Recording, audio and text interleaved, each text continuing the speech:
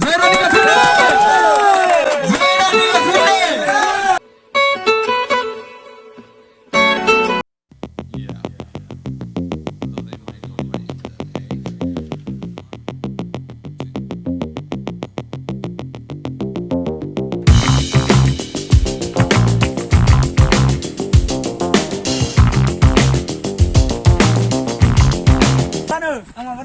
Rani Gathwn production ni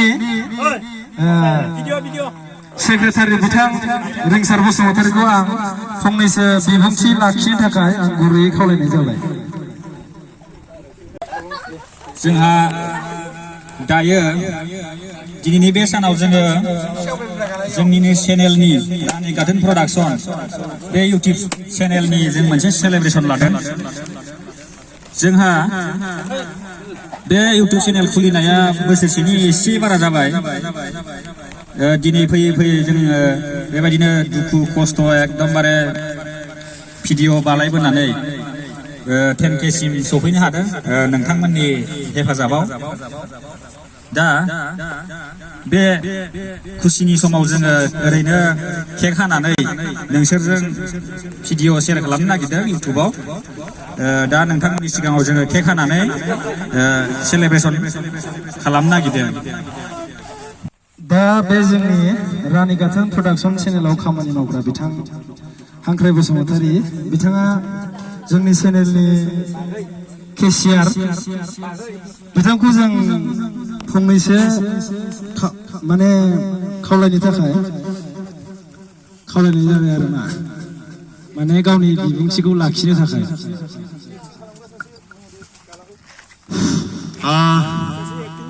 दायो जोङो जोंनि बे रानि गाथोन प्रडाक्शन चेनेलनिफ्राय 10K नि मोनसे सेलिब्रेशन लादों।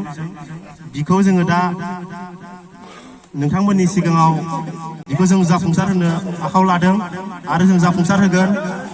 बेनिखायनो जोङो बेखौ जोंनि साबस्क्राइबारफोरनि भिउवार्सफोरनि बागै बेखौ जोङो एसे जोंनि 10K सेलिब्रेशननि केक हानायखौ फोरमायहरनाय जाबाय।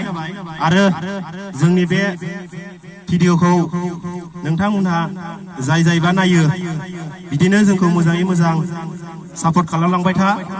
जों जाहाथे जोंबो गुबुनफोरबायदि बै गोजौआव गाखोहैनो हायो बेखौनो आंनि गोसो गोरबोनिफ्राय साबायखर बावहरबाय। बेखिनिखौनो बुंनानै गोजोन्थों।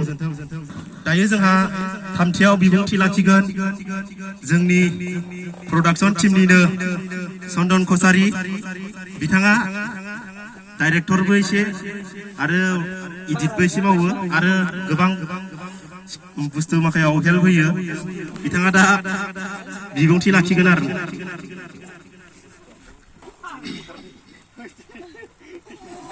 आंहाथ' बुंनो गोनां जेबोआनो गैला नै बिदि दा सारमोनहा बुंखाजोब्बाय। आंबो माने बे रानि गाथोन टीमनि जानानै बेखौनो बुंनो सानो जे थारमाने जों बे केकखौ 10K जानायनि थाखाय हागोन बेखौ नोंथांमोनाबो मिथिखादों ना होमबा?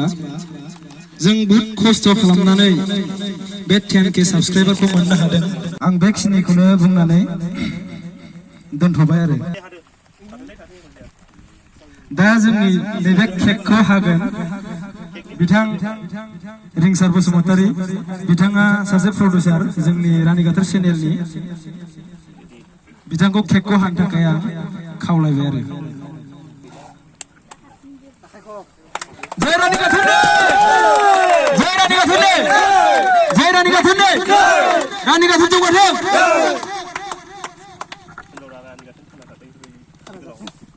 जोङो दायो केकखौ जों भिउवार्सफोरनो एसे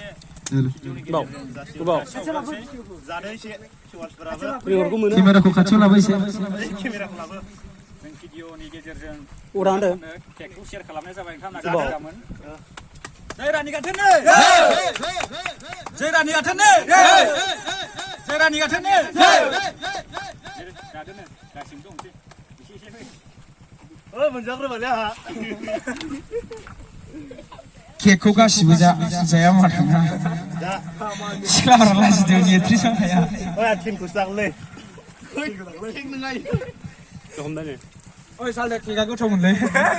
केकखौथ' आं जोबोद गोथाव रानि गाथोननि जाबायना बे केकखौ बानायग्रा सोरमोन केक सेलेब्रेसन माने केक हानायखौ जोङो बेखिनियावनो एसे दोनथ'नोसै ओमफ्राय जानाय लोंनायबो दंबावो जोंहा दा सोलिबाय थागोन बेखौलाय मानो बावसै जानानै आं दौबाय सासे प्रडिउसारनो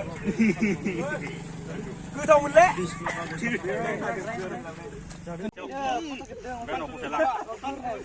उरि खाथियाव लानानै उरि फसे दायो जोङो रानि गाथोन प्रडाक्सन गासिबो माने आर्टिस्टफोर आरोना आर्टिस्टफोर गासिबो फट' सेसन सोलिदों बिथांमोना इन्जय खालामदों जोंजों लोगोसे नायलांबाय थाबानो जाबाय साथा हमनाय अमा बेदरबो हांदों आरो एवदोंबो आरोना आरो दा दसे उनाव ना फ्रायबो दङ नै बेदरा जोंनिया गासिनो ओरैबो सिंगार गोदान ओंखारदों सासे नै